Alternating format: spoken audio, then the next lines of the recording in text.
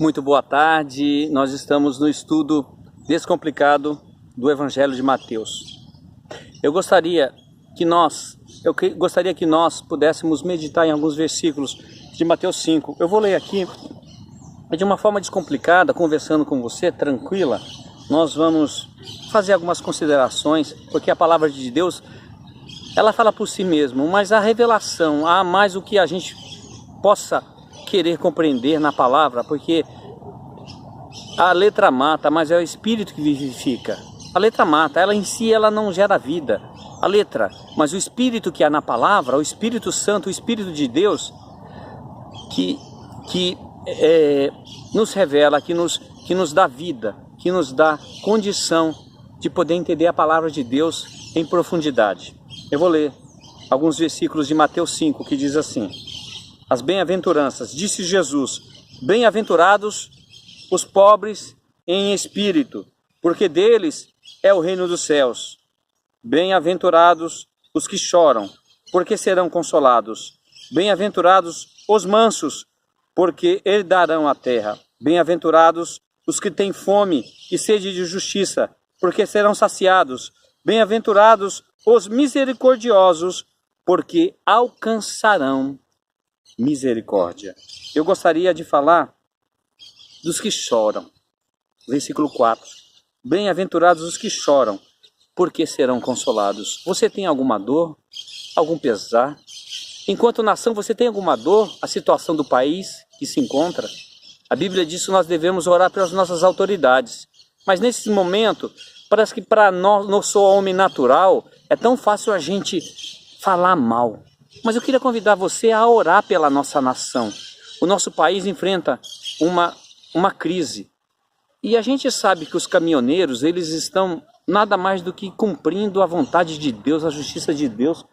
E eu quero parabenizar vocês, caminhoneiros. Vocês são guerreiros. Vocês são guerreiros. Vocês têm todo o meu apoio, tá certo?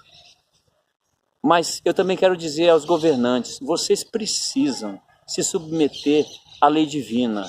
Vocês precisam se arrepender do seu pecado, da corrupção. Vocês que, mesmo não roubando diretamente, mas apoiam aqueles que roubam, através de leis injustas, através de uma carga tributária exorbitante, através de uma alíquota para a gasolina, para o álcool, para o diesel, exorbitante, COFINS, PIS, tantos impostos, que o direito tributário fica tão complexo, tanta coisa complicada, para que tenha uma finalidade só, extorquir o povo. E o povo tem chorado. Bem-aventurados os que choram, porque serão consolados. Nesse momento é um momento de choro, de tristeza em que nós passamos. Mas é importante que nós permanecemos firmes no nosso papel. Você, caminhoneiro, se você começou, vai até o fim. Se me faltar arroz e feijão na prateleira, a culpa não será sua, caminhoneiro. A culpa não é sua. Você está sendo um guerreiro e eu quero manifestar aqui o meu apoio a você. Bem-aventurados os mansos, porque herdarão a terra. Nessa situação, a gente pode protestar com mansidão. Não precisamos falar palavras de baixo calão, xingar. Sejamos mansos, porque tem uma promessa. Bem-aventurados os mansos, porque herdarão a terra. Bem-aventurados os que têm fome e sede de justiça. Nossa, como a gente tem fome e sede de justiça. A justiça divina até, porque a justiça humana é tão propensa a privilegiar um lado em detrimento do outro, sem ver todos os ângulos, sem ver todas as necessidades, sem ver todas as situações. Me desculpa, mas o judiciário, pelo menos o STF, demonstra isso, né? A gente não sente confiança nessa prerrogativa dos presidentes de nomear ministros no STF, e parece que eles cumprem o interesse justamente desses presidentes por serem indicados. Não deveria ser um concurso público? Hein, pessoal do STF, hein? Ministros, né? Vocês mesmo. Eu não quero nem ficar falando muito de vocês, para eu não tirar a pureza da palavra. E nós precisamos, aqueles que falam da palavra precisam ter um coração puro, um coração correto. Mas nós não podemos deixar de ficar indignados com a situação em que do quadro político, né, da formação do Estado, das autoridades que não cogitam do interesse do povo. Por isso, bem-aventurados os que têm fome e sede de justiça, porque serão saciados. O Senhor Jesus diz essas palavras. Quanta fome e sede de justiça nós temos.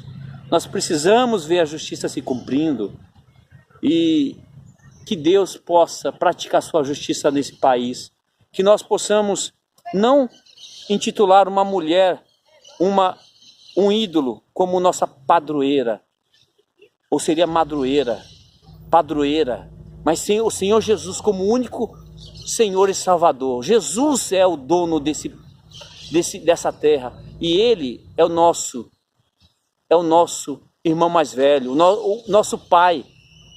É o nosso irmão mais velho, o Senhor Jesus deu a vida por nós, nosso sumo sacerdote. Portanto, eu quero declarar que quem é padroeiro deste país é o Senhor Jesus. É o nosso Deus, é o Espírito Santo, é a Trindade. E não é nenhuma idolatria, não é nenhuma imagem que não pode fazer nada por nós. Nem sorrir ela pode, nem chorar ela pode, porque ela é um objeto inanimado. Nós devemos honra, glória somente ao nosso Criador, a Deus que habita em luz inacessível, e a pessoa do seu Filho que veio à terra e tornou-se o Espírito, derramou o Espírito Santo sobre todo aquele que crê no seu nome. E Ele tem dado sabedoria para aqueles que falam a palavra de Deus como ela deve ser falada, de forma pura, transparente. Portanto, bem-aventurados os que têm fome e sede de justiça, porque serão saciados.